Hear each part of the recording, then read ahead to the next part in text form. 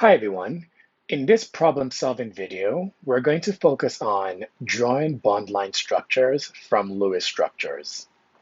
And so what I have here are two examples of Lewis structures in which we're going to convert into bond line structures. So in the first example, what I think it's always best to do is number every atom that is not a hydrogen. And so here we see I can number from the left to the right every atom here, and there are 7 non-hydrogen atoms in this molecule. And so when you want to draw out the bond line structure, you can start from wherever you numbered as in this case carbon 1, and start drawing from there. Okay, so let's get started. So carbon 1 and carbon 2 are connected by a double bond.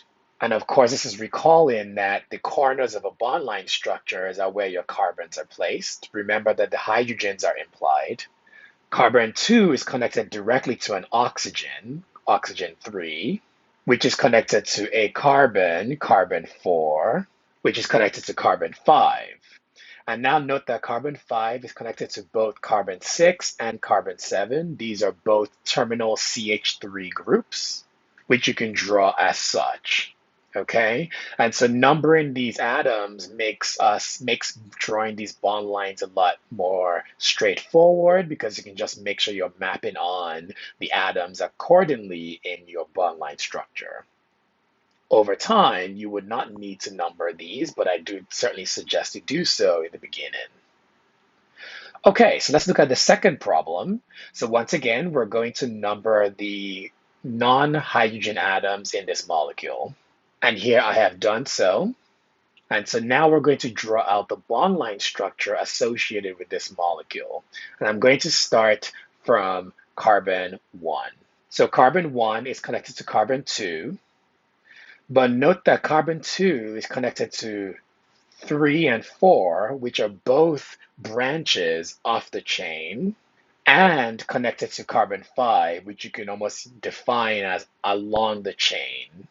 And so here's our carbon 3 and carbon 4, and here's our carbon 5. So carbon 5 is the positively charged carbon that is also connected to carbon 6 off the chain, and then carbon 7, which is our sp2 carbon.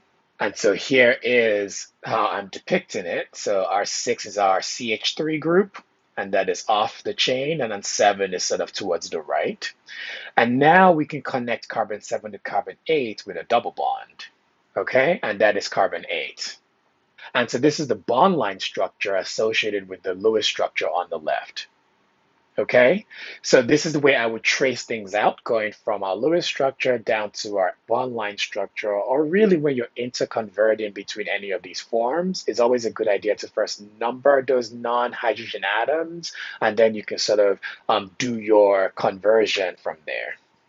Okay, thank you so much for watching, and good luck in your practice.